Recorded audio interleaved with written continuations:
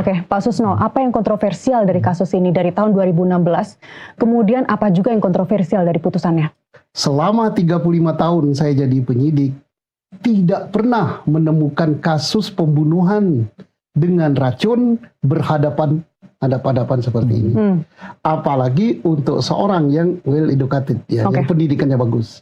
Seorang yang tidak berpendidikan saja, kalau mau membunuh orang dengan racun, pasti dia kirim sesuatu tanpa menggunakan nama, dengan memberikan sesuatu yang disukai yang dikirim. Dia suka pempek karena orang Palembang, belikan pempek, yang ngirimnya tidak Susno, tapi mungkin si B.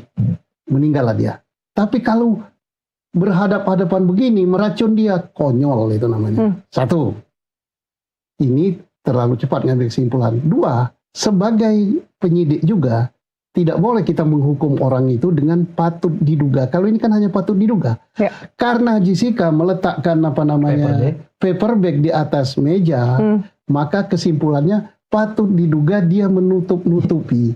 Lah ini rusak negeri ini kalau pakai gitu. Itulah yang disebut circumstantial evidence. Semua dihubung-hubungkan antara bukti satu dan bukti yang lainnya. Tapi yang jelas itu harus saling bersesuaian antara alat bukti yang satu dengan yang lain. Adakah saksi fakta yang melihat Jessica memasukkan sesuatu, nggak usah racun lah, sesuatu ke dalam minuman Mirna? Nggak ada kan? Kalau nggak ada, mungkin ada rekaman. Adakah CCTV?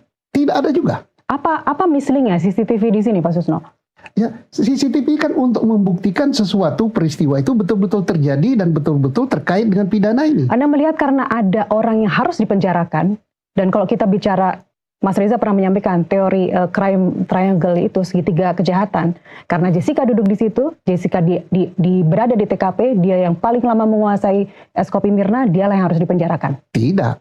Dalam teori triangle evidence itu bukan berarti orang berada di situ adalah tersangka. Orang berada di situ, itu dia bisa menjadi saksi untuk menerangkan perbuatan ini. Apakah Anda melihat ada seseorang yang memasukkan sesuatu ke situ? Tidak.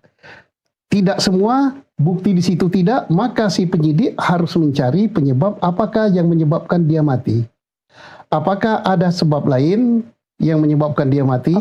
Apakah ada sebab dari dalam tubuhnya sendiri yang menyebabkan dia mati? Ini tugas penyidik mencari itu. Kalau misalnya hanya mengambil yang penting dia berhadapan-hadapan, maka harus dia sebagai pembunuhnya. Dari tahun 2016 hingga saat ini pendirian Anda tidak berubah. Pendirian bahwa saya Jessica tidak berubah. Jessica tidak seharusnya jadi terpidana, tidak seharusnya dipersalahkan, tapi dia sebenarnya menjadi seorang saksi. Korban. Dia korban daripada permainan ini. Dia mestinya jadi saksi menerangkan bahwa tidak ada dia melihat sesuatu.